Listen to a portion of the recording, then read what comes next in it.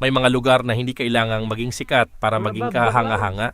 Minsan, sapat na ang malamig na simoy ng hangin, ang katahimikan ng kabundukan, at ang tanawing nagbibigay ng kapayapaan.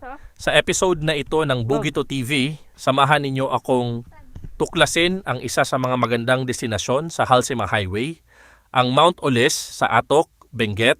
Mula pa lang sa paglalakbay, mararamdaman mo na ang kakaibang ganda ng Benguet.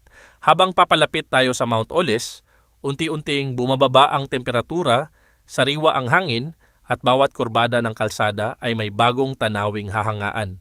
Ang Halsema Highway ay isa sa mga pinakamataas na national highways sa Pilipinas. Kilala ito sa matatarik na akyatan, matitinding kurbada, at mga tanawing hindi mo madaling makakalimutan.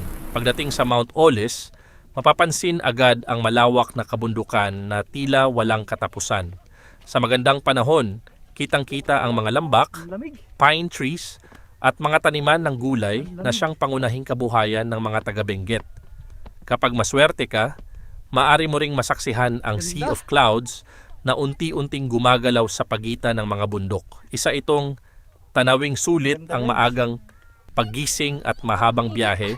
Para sa mga mahilig sa road trip, napakasarap daanan ng rutang ito, ngunit mahalagang mag-ingat sa pagmamaneho. Dahil sa matatarik na bahagi ng kalsada at pabago-bagong panahon, siguraduhing nasa maayos na kondisyon ang sasakyan bago bumiyahe. Ang pinakamagandang reward sa paglalakbay ay hindi lang ang destinasyon, kundi ang bawat sandaling nararanasan habang nasa daan. Habang pinagmamasdan ang kabundukan ng Mount Olis, mapapaisip ka kung gaano talaga kaganda ang kalikasan ng Pilipinas. Hindi kailangan ng mamahaling bakasyon para makaranas ng katahimikan. Minsan, sapat na ang isang simpleng road trip kasama ang pamilya o mga kaibigan. Kaya kung balak ninyong bumiyahe sa Benguet, isama ninyo ang Mount Olis sa inyong itinerary. Siguradong sulit ang bawat kilometro ng biyahe. Maraming salamat sa pagsama ninyo sa panibagong road trip ng Bugito TV. Kung nagustuhan ninyo ang video, huwag kalimutang i-like, mag-subscribe, at pindutin ang notification bell para hindi ininyo ma-miss ang ating mga susunod na adventures. Hanggang sa muli, mag-ingat sa biyahe, igalang ang kalikasan at laging tandaan, ang tunay na saya ay nasa bawat paglalakbay, hindi lang sa destinasyon. Ito ang Bugito TV.